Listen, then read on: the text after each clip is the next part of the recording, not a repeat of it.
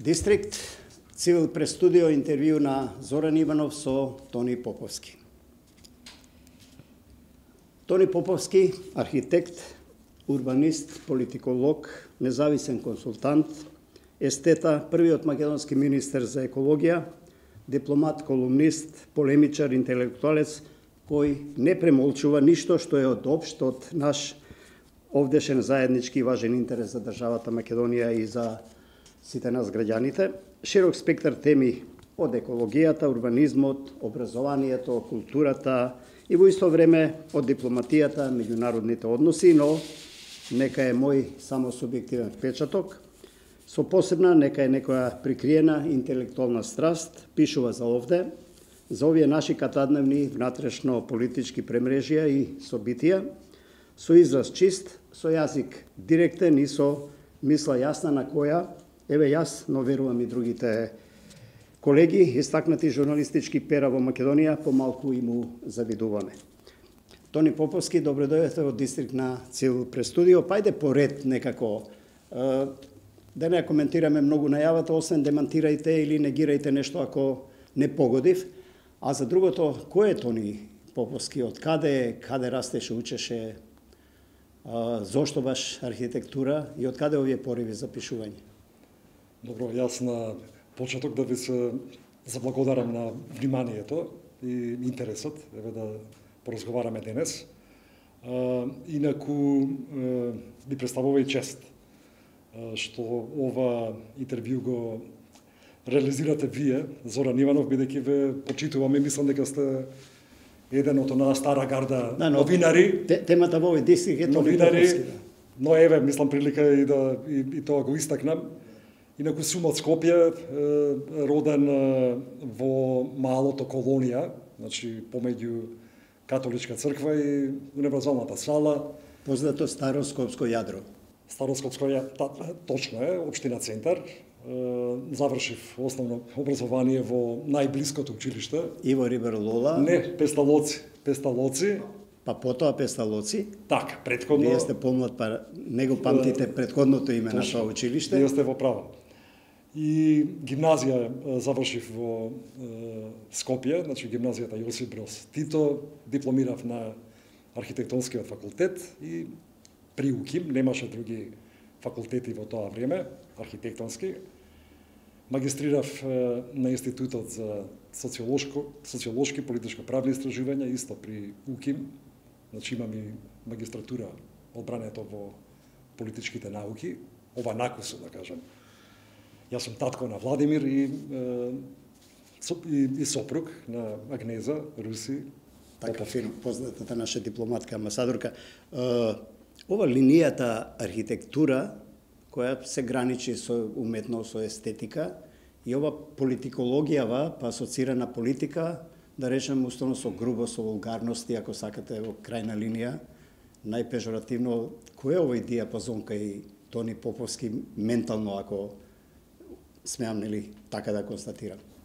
Па добро, нали, се сеќаваме дека политиката е уметност на можното, така да и архитектурата е уметност и може да се поврзе. Добро, но да простете, ова терминот уметност, мислам дека самите политичари си го припишуваат сами на себе. Кога сака да се прикажат вака поинтелектуално. Инаку уметноста и политиката, не знам, па добро, може би така, како метафора да се разбере. Да.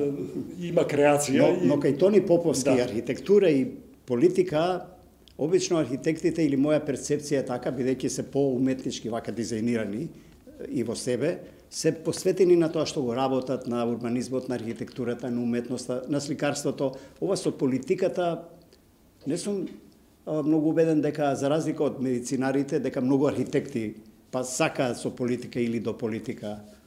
Или грешим? Инаку, фактички, значи, ако говориме за урбанизмот, истиот е поврзан, да речем, со низа политики. Значи, не нужно со политичари, туку со, да речем, одредени решенија кои влијаат врз животната средина, сообраќајот, така да и градот како таков е еден организам во мало. Политички процеси кои ги креираат социјални, да речам, аспекти кои треба да се земат предвид, локалниот економски развој, ни за девијации кои треба да се адресираат. Така да таа цела комплексност не може да се адресира поинаку отколку низ целисходни политики. Патем ова архитектурата, урбанизмот и екологијата некако природно се врзува повеќе. Поврзани се. Многу сте посветени на екологијата. Јас кога заминав, значи да го продлабочам моето знаење и вештини во политичките науки, значи мојот примарен мотив беше да истражувам, да кажам, политики кои ми се блиски. Значи како страст и професионално. Тоа е заштита на животната средина, реформа на локалната самоуправа, како и урбанизмот. Првиот министер во македонската влада за екологија. Ја имав таа привилегија, да. Привилегија и чест. Практично ги поставивте некои основи на функционирање на таа дејност. Така е, и тоа беше една од целите, да речем, на еколошкото движење, не само во градот Скопје, туку и во Републиката, кое имав прилика исто да, како активист, да придонесам да се развива.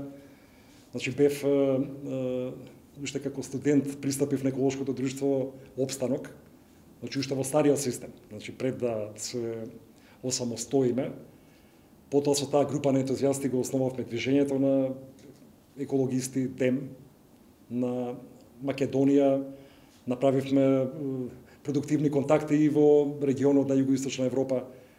И уште, значи, 10 години пред да се направи Министерството, една од целите ни беше да се артикулира еден орган на државната управа кој ќе се занимава одговорно со овие политики. Така е, и многу труд и енергија и ентузијазам секако тоа се без пари, нели се работи, но од друга страна сепак политиката, таа вулгарна политика, многу зла нанесе на тие движења во смисла на урбанизација, на претерано градење, еве водно го освоја, ако трнат уште малку, ако трнат црвената линија ќе стасат и до, не знам, до средно водно веќе стаса урбанизацијата. Единствената скопска, нели, најблиска планина. Разочарани сте малку, беше простетен изразот за џабе целиот тој труд или?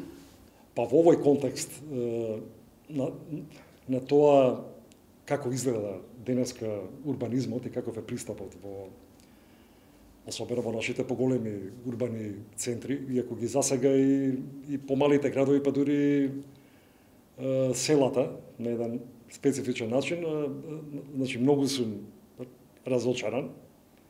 Сметам дека се изгуби тој еквилибриум, значи таа рамнотежа помеѓу јавниот интерес и пред се, значи, приватниот или личен интерес, имајќи предвид дека има еден силен сојуз помеѓу фактори, како што се инвеститорите од своја страна, но и самите граѓани, физички лица кои корисници на привилегиите од просторот што го имале. Така, и се обидуваат да го капитализираат тој недвижен имот. И од трета страна ги имаме и општините, каде што токму двете најаки инструменти кои се автентични и се за финансирање на локалните услуги, значи комуналиите и данокот на недвижен имот, практично се генерираат од градежништвото. За да земат плата... Три крупни фактори. Покрај другото и да земат плата општинските чиновници, администрација, од градоначалникот до нели последниот што се вели Шартелс. Ако ги прашате и мора да продаваат, да издаваат дозволи за градба поради комунали и колку пошироко и повисоко повеќе се плаќа, нели во таа смисла. Така е. Но добро, има ли крај ова? Да ги спомнеме и дека ова е економска активност која значајно влијае врз бруто домашниот производ, така да сојузници на овој тренд ќе најдете и кај голем дел од економистите. Така вие спомнавте претходниот систем, на времето се градеше во Ирак, во Иран, нели натаму негде во Либија, нашата градежна оператива. Сега е тука се главно сконцентрирана. Тони Поповски, па ќе се угушиме самите? Па, мислам дека се состојбите загрижувачки. Значи, не само од аспект на влијание врз животната средина, туку темата предизвикува многу конфликти помеѓу граѓаните, што, мислам, никому не му е во интерес. Сега, ако ова е некаква констатација која, да речам, повеќето од нас ја споделуваат, нешто треба да се Добро, од да се направи. од искуството како министар во една реченица, има ли крај ова и што е вашата препорака еве до властите па и до граѓаните? Каде е лимитот? Зборуваме за урбаните средини. Значи, според мене треба да заправи еден процес на прилагодување на законската регулатива, особено во областта на урбанизмот, на, да речам, партикуларни или едностранни интереси. Макар да се работи за неколку, да речам, целни групи и да се врати еквилибриумот. Значи, јас не сум против градење, еве само да илустрирам, кога би бил во опозиција, би се заложил приоритет да биде обнована пред земјотресниот стамбен фонд во Скопје, како и други објекти кои се од тој период. Да речеме дека има оправданост да ги обновуваме низ инвестиции. Но загрижува податокот според ова бројкиве што излегуваат сега последни денови од последниот попис, повеќе од 100.000 станови, ако не уште повеќе, не знам, не сум сигурен, се празни во Скопје. Луѓето затвораат тука пари и тоа стои така. А се гушиме сите. Бројките се точни бидејќи се не сме нација за бизнис веројатно, нели, за инвестирање. Да, и тоа е еден засебен фактор, да кажем дека има така побарувачка. Тоа е за овие урбани средини. Ама мора да внимаваме, значи кога говорам за еквилибриум, значи мора да се би било пожелно, иако еве сакаме да донесеме Европа кај нас, нали, да не биде само реторички, би требало да ги прилагодиме тие стандарди на урбанистичко проектирање, но она што представува некаков баланс помеѓу овој економски интерес и оно што и вие го нарековте хумано живење. Предпоставам два фактора, и ефикасна политика и ефикасна администрација, нели, контрола во тој систем. И знаење, вештини, значи како се прави еден урбанистички план. Јас се често за знаење тука сте вие архитектите и урбанистите. Сме, ама не сите, да речам, не сите имаме и тука има и разноразни интереси. И сме доволно Тони Поповски, да ве прашам сега, да излеземе малку надвор. Подготвувајќи се за овој разговор со вас, нема да го наречам класично интервју, нешто копав што се вели сега малку ова гугла по интернетов, како младиве што прават многу пристојна алатка. Најдов на една изјава ваша, велите да бев министер, немаше да дозволам мали хидроцентрали. И сега јас како лаик вака мислам, а зошто? Кога и водата, и струјата, и електричната енергија се еколошки категории.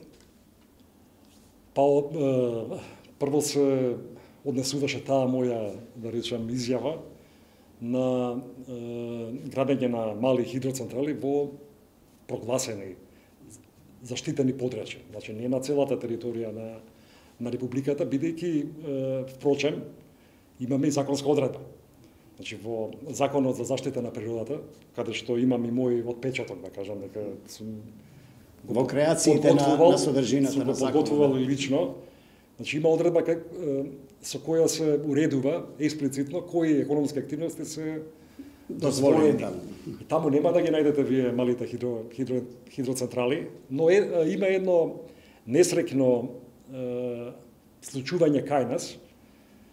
Тоа не знам дали е до нашиот менталитет, но ако нешто експлицитно не забраните, значи обично системот и државата не постапува. Тоа се тие така наречени дупки. Значи, не се наведени, а и не се експлицитно забранети, а да ги забраните нив експлицитно, значи треба да имате основа во законот, владата да донесе уредба и не е само мини хидроцентралите, да речам дека се економска активност која е неадекватна за заштитени подрачја, тука има уште стотина економски активности. Добро, но кога зборуваме за заштитени подрачја и за хидроцентрали, ние предносни се раѓаат разноразни платформи во такви подрачја, крчми, кафани, свадбарски објекти, не знам. Може да ни пречат, да речам, и многу често се несреќни решенија, но еве во заштитените подрачја треба да развиваме одржлив туризам. Значи, на еден умерен начин, со мерка. Значи, естетски, да речем, да се вклопи во тој пейсаж, да не придонесува за некои масовни облици на туризам кои може да Добро, немаме загрозат. за таква стратегија. Со тоа е работа на стил, пак ќе речам, значи знаење, вештина, стил, афинитет. И сега некако... на уште една ваша друга изјава. Префалам овде во центарот на Скопје Holiday Inn, познатиот плац кој веќе, не знам, ги доби веројатно сите дозволи, ако не, не знам, 60 ката, 2-30 ки има сигурно, за жал или за среќа, некому на повеќето за жал, на малкумина за среќа, но се едно. Веројатно против профитот никој не може, бидејќи и сами спомнавте, не сме подготвени да дадеме отпори за нешто што е наше заедничко урбано и убаво, но рековте таму вие би го искористиле за некоја друга државна зграда, нешто собрание во таа смисла. Ме интересира вашиот суд воопшто за тој плац. Се крена многу галама меѓу колегите ваши, па и меѓу политиката, па и црквата дори ја замешаја, сакајки не знам. Да. Значи, таа предметна локација беше локација која јас лично ја обработив низ дипломски труд и потоа исто така бев со тимот мои колеги, професори од архитектонскиот факултет, излеговме и на републички надпревар. Сега, што сакам да кажам? Значи, некаде во првата половина од 90-тите години, токму на таа локација, токму за таа локација имаше консензус, значи во архитектонската фела, но и помеѓу политичарите. Да биде тамо изграден новиот републички центар. Значи се мисли на собранието. Се мисли на ново тоа ќе беше нов објект на собранието со пратечки нов парламент на новата држава. Во таа смисла самостојна, да не наследува стари можеби објекти, можеби од таму некоја идеја. И бидејќи имаше, се сеќавате, да, нешто автономно свое, ентузијазам, ние се осамостоивме, ќе беше тоа една убава метафора на една, да речам, самостојна, убава порака, независна република, нали?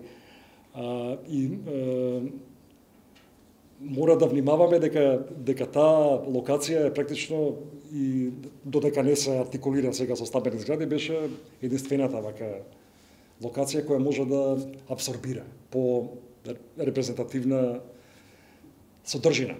Па од тој аспект да кажам дека и го наоѓам и ден денес како подобро концептуално решение отколку да градиме колективни стамбени згради. Очигледно профитните интереси се над општите потреби, но добро. Има и еден социјален момент, бидејќи половина од таа локација припаѓа на наши сограѓани. Тоа е старо скопско мало. Се едно, но државата има инструменти секој да се добие својата сатисфакција, нели, во крајна линија простор и материјална. Може да ги откупи по пазарна цена, ако е во интерес, ако е јавен интерес. Така да не е тоа нерешливо. Па добро, Тони Поповски, што не е генерално проблема? Алчноста ли е и во политиката, и во урбанизмот, и во екологијата, и што правиме ние со ова наша држава и со ова наше општество, ако самите се гушиме, се гасиме, се руинираме? Каде ќе стасаме вака? Па нема да... Што вели оптимизмот на Тони Поповски? Прво сум оптимист, но тоа е емоција, така, не е научна категорија, така да препорачливо е да се хармонизираат целите на овие политики. Значи, не само реторички да се залагаме за одредени вредности и да поставуваме цели на хартија, туку да се потрудиме да најдеме некакви резултанти, како во просторот, така и во други политики, како во социјалната сфера. Ние сме вака едно оригинално општество, нали? Полиетнично, поликултурно. Токму сакав да ја прашам што мислите по тоа оригинално? Мислите на оригиналната политика или генерално на како општество, на составот?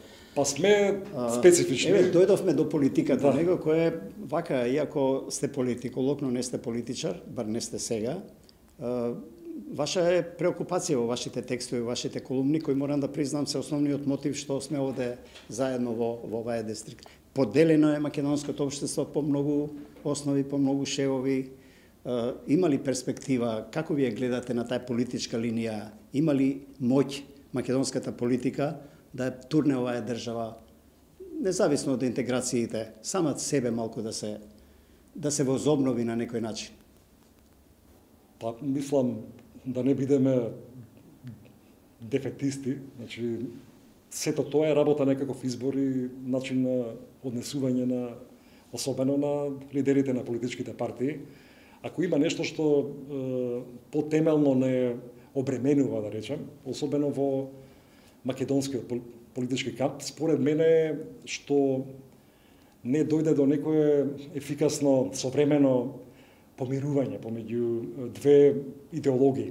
Имам впечаток дека СДСМ како наследник на комунистичката партија и ВМРО ДПМН со своите традиции, значи не доволно се помирија, за да ние имаме еден амбиент со една подобра политичка култура и ниво на комуникација.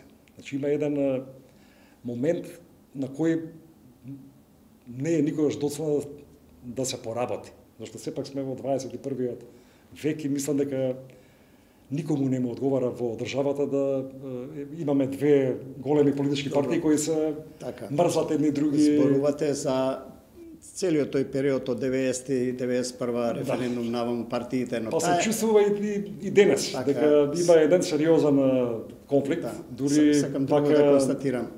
Низ тој период непријатен за гледање и слушање. Така, но идеологијата, што ја спомнавте, како или грешам, како да се изгуби интересите се сега подоминантни во тие две политички структури. Така е, они се во активна инерција, но не гледам, например, дека го користат своето присуство во европските семејства на партии, зашто и двете големи партии се во големите европски семејства на партии, каде што може многу да се научи и преслика, да кажем. Добро, Тони Поповски излегува дека целата битка политичка е битка за државниот буџет, за незаработените пари. Кој го има буџетот, тој вработува, тој тендери, тој отпушта. За жал го понесуваме и таа вулгаризација на политика. Тој впечаток. Инаку на овој недостаток на соодветна, да кажам, и примерна комуникација и политичка култура можеме да видиме и во оценките во глобалните индекси. Еве на Economist, кој е најкомпозитен, на Freedom House.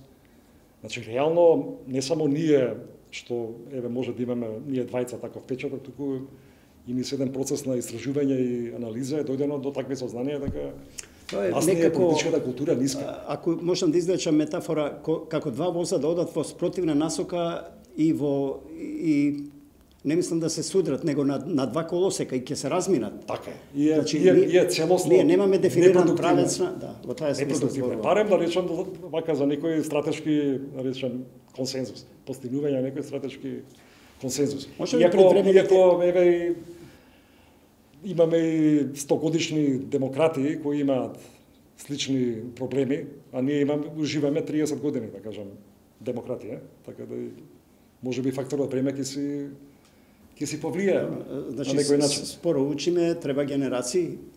Се надевам дека нема да треба генерации и немногу зависи од лидерите на политичките партии и нивното водство. Кој ќе кажеме лидери? На што мисли Тони Поповски?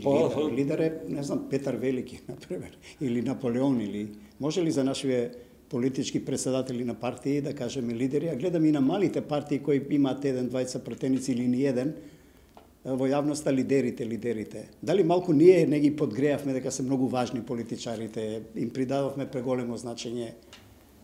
Мислам. Имаат чувство дека се од нив зависи или колку сме ние виновни граѓаните? Некого може да, мислам, оваа смисла да го наречете лидер согласно неговите резултати. Значи, откако ќе се реализира одредена личност низ политиката, формално сега партиите имаат лидери, така имаат и одговорност. Така за политиките, за начинот на комуникација, за ова поделеноста, предвремените избори ќе решат нешто, може ли да се ресетира, да го потребам тој термин на младиве компјутерџи, да се рестартира општеството, малку да се измешаат лончињата, може би некоја голема коалиција после тоа.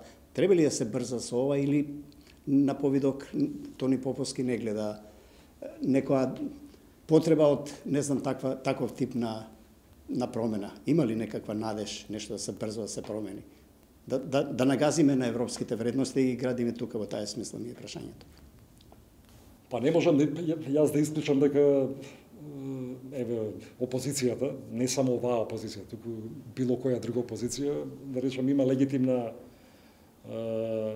цел да колку е можно побрзо ја освои власта, така тука немам дилема дека особено кога има одредени околности кои одат во прилог на едно такво барање.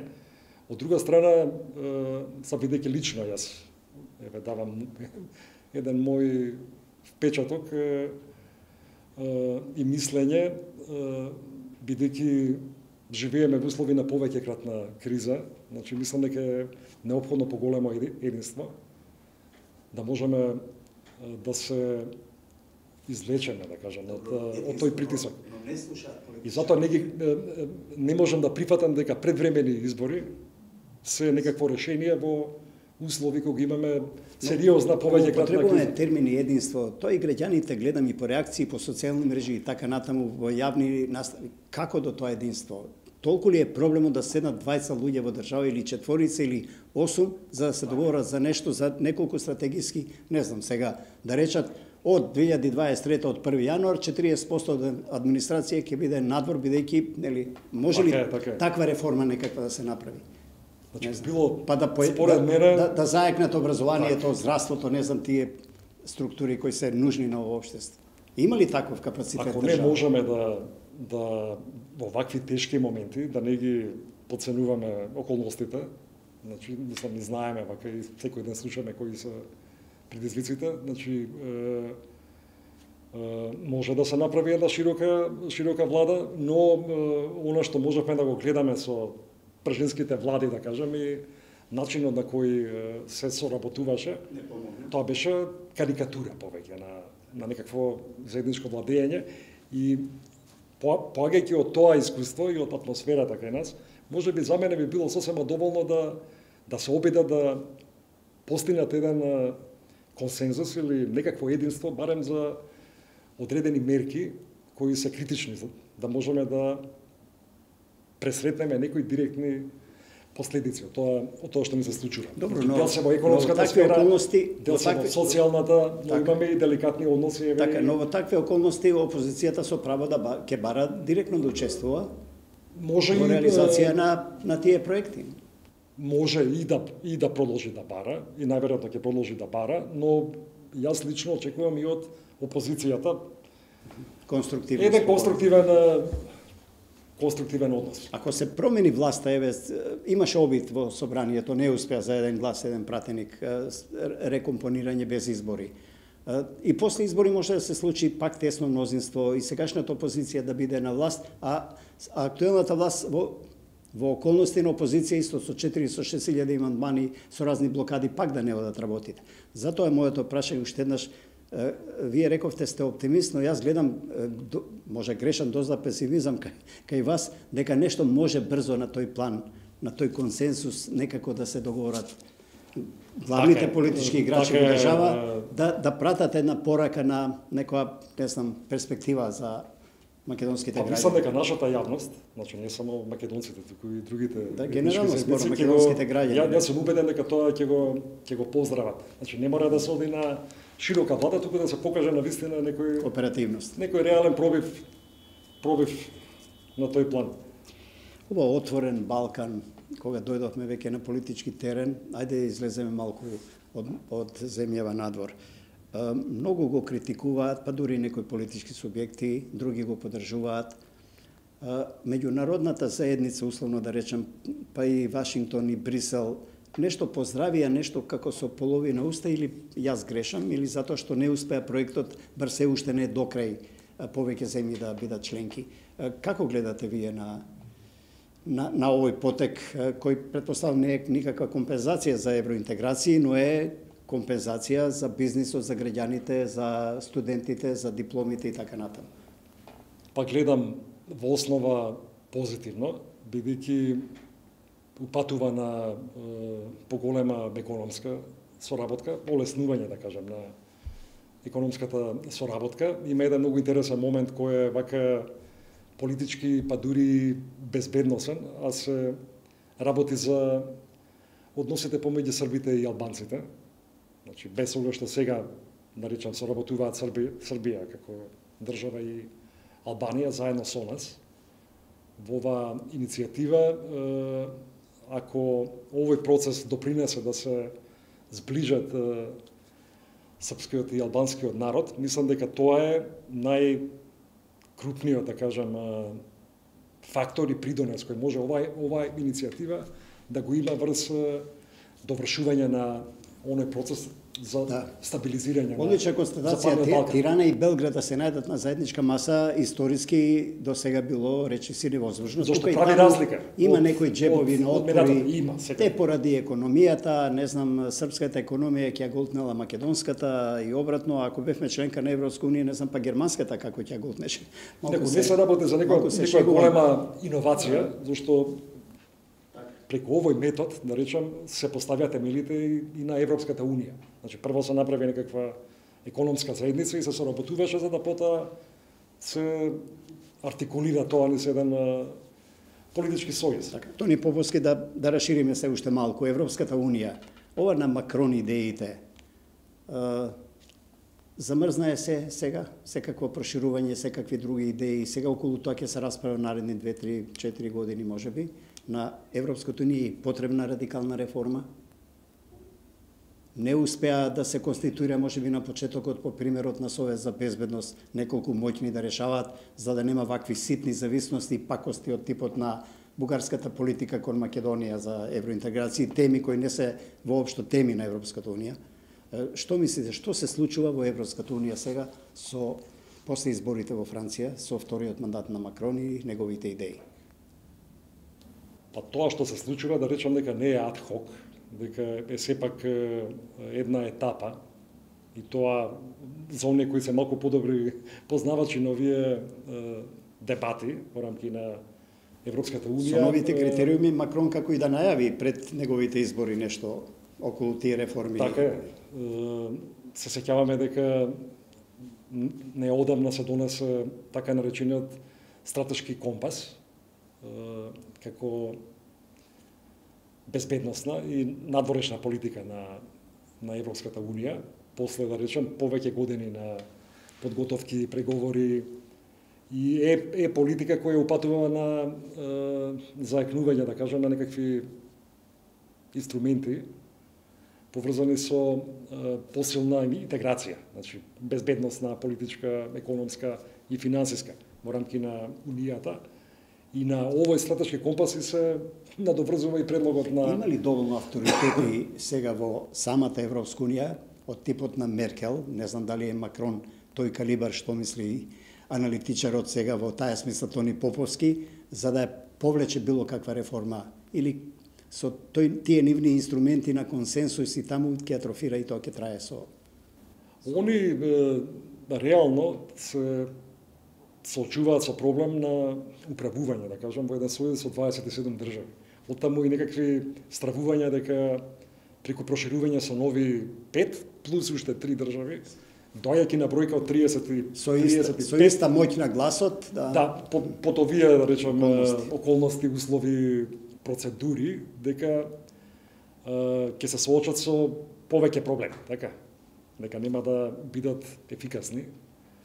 И мислам дека и ова, да речем, и ова престојно финале на конференцијата за Едината на Европа, во предвид, ако вака повнимателно следите што се пишува и коментира, а веќе сме во фаза да слушаме коментари од неголемите европски лидери, на дневен ред е повелбата од Мастрих, начинот на одлучување, така да е една веќе не е ниту етапа, него е едно финале, да кажам, еден процес на преиспитување на овие механизми. Се со цел да биде унијата по ефективна, по малку моќните да ги земат дизгините во своји раце, предпоставувам. Па ако да не се случува вакви излети со малите и немоќните. Да, бидејќи влијаат на одредени заеднички политики.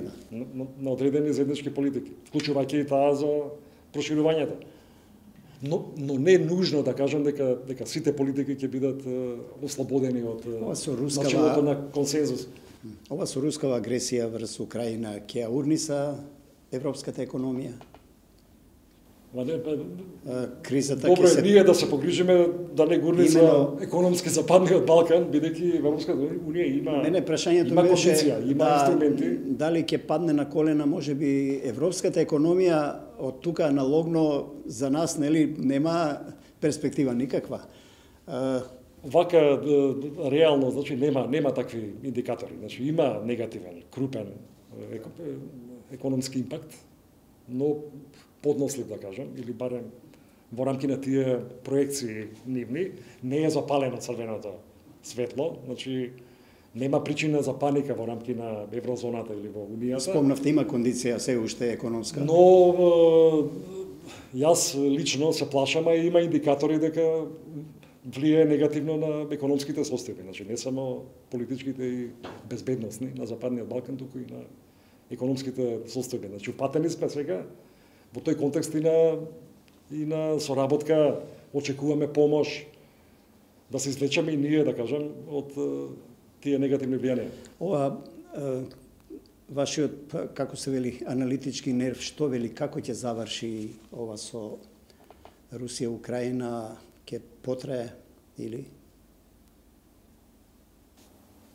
Кризата е максимално сериозна, за многумина очекувана, за многумина Кисинџер даде неочекувана. една неслучајно, можеби, интересна изјава во Давос. Се сеќавате? Дајте и на Русија што сака за да престанат ова крвопроливањата и уривањата. Што се крие за тоа? Случајно беше, индивидуално или има некои проекции? Па нема ништо случајно во Нека во Кисинџер. тие изјави. Ние, ако тргнеме од нашето искуство на Западниот Балкан при распаѓањето на Југославија и кризите низ кои поминавме без малку сите поранешни југословенски републики, на крај, кога се стабилизира, да кажем, таа цела ситуација, пак беше тоа сето засновано на некакви компромиси. Значи, реално, значи, нема друг инструментариум отколку да се бара, да кажем, некаков компромис, а особено со еден фактор како што е Така. Руската Тони федерација. Поповски, преспанскиот го пребродивме со сите недостатоци, трауми, можеби и така натаму, општествени и национални. Ова со бугарскиот сега не закочи. Има ли излез Македонија пред да се развие идејата на Макрон сепак да почне преговори? Или тука сте песимист? Мислам дека не смееме да бидеме дефетисти и да кажеме дека нема излез, бидејќи и на резанско ниво, значи излез секогаш има, него прашањето е повеќе дали има Да не е напуштена дали има преговарачката волја. маса, Дали ви, има ако волја? добро ве разбирам, тоа ви е пораката, нели? Да Па останеме тоа се во игра. некои, да речем, екстремни сценарија, бидејќи дури и некој и тоа и да го постигне, повторно ќе се разговара. Најмалку што ќе разговараат со Министерството за надворешни работи. Во Софија, да се обидам да ве префрлам, интересна е таму актуелната политичка сцена. ВМРО на Каракачанов остана во опозиција, бугарските граѓани му пратија силна порака, во два изборни круга го оставија, но од друга страна, партијата на Слави, дали граѓаните знае што гласат, не знае што гласат, тешко му е на Петков, ќе издржи или може да пукне на темата Македонија се во ова? Значи, Многу е комплицирано. нивната политичка сцена, архитектонски, е многу поинаква од нашата. Значи, е многу по-фрагментирана, има многу повеќе политички партии кои се нови, да кажем, и нивната политичка понуда е нова, не е тестирана на свој начин и имаат и еден нашите соседи имаат еден сериозен проблем, а тоа е дека и овие избори кои се направија со многу мала излезност. Значи, излезноста беше под 40%. Немаат мотив луѓето. И ова е еден од факторите кои, барем оние луѓе кои се занимаваат со наши односи по професионално, треба да го имаат предвид. А мене пак лично тоа што најмногу ме загрижува, а е поврзано и со ова фрагментација на политичката сцена во Бугарија, е дека темата Македонија значи според мене се употребува повеќе како средство и дека како средство од страна на политичарите, партиски отколку што е тоа некаква, да речам, нерешлива тема за нив. Или цел. Значи, повеќе се употребува како средство во внатрешна политичка надпревар, се употребува и кај нас, како рефлексија, да кажам, или реакција, за жал, повторно ќе речам, и не сум толку голем оптимиста, баш од оваа причина, бидејќи сметам дека може да имаме ние еден квалитетен, достоинствен пробив, единствено во момент кога од темата Македонија нема да зависи епилогот на внатрешно политичкиот напревар. Ниту кај нив, ниту кај нас. Бидејќи се злоупотребува темата. Ми дадовте идеја, констатирајќи дека нови партии, нови политички сили, партијата на Петков, промените продолжуваат, и на Слави Трифунов има таков народ. Тоа се двете водечки коалицијски партии, практично, двете водечки коалицијски, со најмногу гласови во коалицијата, тие практично се победници на изборите, а се нови партии. Можно ли е кај нас, наспроти традиционалните СДСМ, ВМРО, па и во албанскиот блок ДУИ, ако сакате, да се роди некоја трета политичка, четврта политичка сила нова, каде што целото гласачко тело, онака масовно, како во првите избори во Бугарија кај Слави Трифунов, па во вторите, односно во третите кај Петков. Можно ли е тука на ова наше парче земја да се роди? Може ли би они независни листи за локалните се првиот знак дека гласачкото македонско тело сака нешто ново? Хипотетички е можно.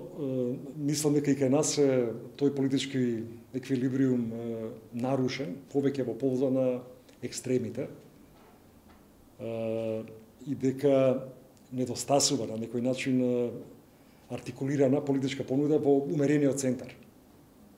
Бидејќи ние имаме партии кои се, да речем, идеолошки му припаѓаат на центарот, но се дел од коалициите. Особено во македонскиот политички камп. Индикатор е излезноста и кај нас. Значи имаме и ние тренд на намалување на излезноста, кој упатува на тоа дека и нашата политичка понуда стагнира. Така, значи има одредени сегменти од тоа тело на бирачи кои не добиваат адекватна понуда. Па во овој контекст доказ е и бројот на гласови дадени за независните листи, кои споредбено, да речем, со некои минати изборни циклуси, е забележително поголем. Што работи во моментов Тони Поповски? Пишувате нешто освен колумни, проектирате нешто со урбанизмот повеќе ли? Не, со консултантските активности пред се? Јас сум повеќе од 20 години, значи во кога прашат дали пишувате можеби белетристика некоја, нешто идеи некакви, што ферментира кај вас од тој творечки аспект? Па првото е поврзано со моето слободно време, бидејќи јас ово што го спомнувате, па и колумните, и оно што и го пишувам на Facebook, сепак го правам во слободно време, значи без никаков надомест. Инаку јас кога ми заврши мандатот во владата, бев и извршен директор на една меѓувладина организација, еколошка, со седиште во Унгарија. Долги години бев 5 години во еколошкиот комитет на Европската банка за обнова и развој. Преминав во консултантскиот сектор, каде што клиенти ми се UNDP, програмата за развој на Обединетите нации, ОПСЕ, работам на европски проекти, така да имам доста ангажмани, професионални ангажмани. Да, за јавноста, јас не бев до тој степен упатен во вашите дневни активности, но веројатно не можете, како што спомнав, глава да кренете, камо среќа да има работа, нели? И тоа се вака проекти кои ги работам со страст, бидејќи се барем ние како дел од вашето битие во крајна линија, нели? Трансформативни. Значи сите минути и повеќе од тоа истекоа за овој интервју. Дистрикт Цивил Прес Студио, Тони Поповски ви благодарам. Ви благодарам и на вас.